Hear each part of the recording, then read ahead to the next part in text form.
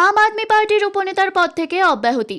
জনগণের উদ্দেশ্যে কি বলছেন রাজ্যসভার অন্যতম প্রতিনিধি রাঘব চাড্ডা? পেশায় একজন চ্যাটার্ড অ্যাকাউন্টেন্ট ও রাজ্যসভার কনিষ্ঠতম সাংসদ রাঘব চাড্ডাকে আম আদমি পার্টির ডেপুটি নেতার পদ থেকে সরানো হলো। তারপর থেকেই উত্তেজনা সৃষ্টি হয়েছে রাজনৈতিক মহলে। পাঞ্জাব রাজ্যসভার এই প্রতিনিধি সবসময় সাধারণ মানুষদের সমস্যার কথা তুলে ধরতেন পার্লামেন্টের সামনে। হঠাৎ এরকম সিদ্ধান্তে হতচকিত দেশের মানুষ। তার এই অব্যাহতি নিয়ে নিজের মতামত প্রকাশ করছেন তরুণ নেতা। তিনি বলছেন, পার্লামেন্টে আমি যখনই কথা বলার সুযোগ পাই তখনই সাধারণ মানুষের সমস্যার কথা তুলেছি, সেগুলো সমাধান করার আশায়। প্রশ্ন করলেন, জনগণের সমস্যার কথা বলা কি কোনো পাপ? আমি কি কোনো ভুল করে ফেলেছি? এই প্রশ্ন আমি করছি তার কারণ আম আদমি পার্টি রাজ্যসভা সেক্রেটারিয়েটকে বলেছেন যে রাঘব চাড্ডার বক্তব্যে যেন বাধা দেওয়া হয়, যেন পার্লামেন্টে ওনাকে কথা বলতে না দেওয়া হয়। কেন কেউ আমার বক্তব্যে বাধা দিতে চাইবে? আমি সবসময় দেশের মানুষের জন্য কথা বলি। এয়ারপোর্টে খাবারের আকাশ ছোঁয়া দাম থেকে শুরু করে জোম্যাটো ব্লিঙ্কিটে রাইডার্সদের সমস্যার কথা, খাবারের মধ্যে থাকা ভেজালের কথা,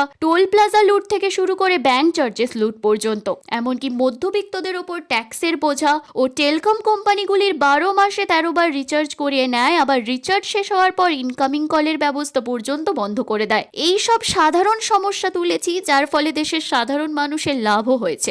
আরো বললেন, কেউ আমার কথা বলা কেন আটকাতে চাইবে? প্রশ্ন তুললেন তিনি। বললেন, আপনারা আমাকে ভালোবাসেন, আমাকে সমর্থন করেন, আমার মনোবল বাড়ান, তাই আপনাদের ধন্যবাদ। এরকম আমার সাথে থাকবেন, আমি আপনাদের জন্য আছি এবং আপনাদেরই পাশে আছি। যারা আমাকে চুপ করিয়েছে তাদের উদ্দেশ্যে বলতে চাই, আমার মৌনতা আমার পরাজয় নয়। আমি সেই নদী যা সময় এলে মহাপ্লাবন আনতে পারি।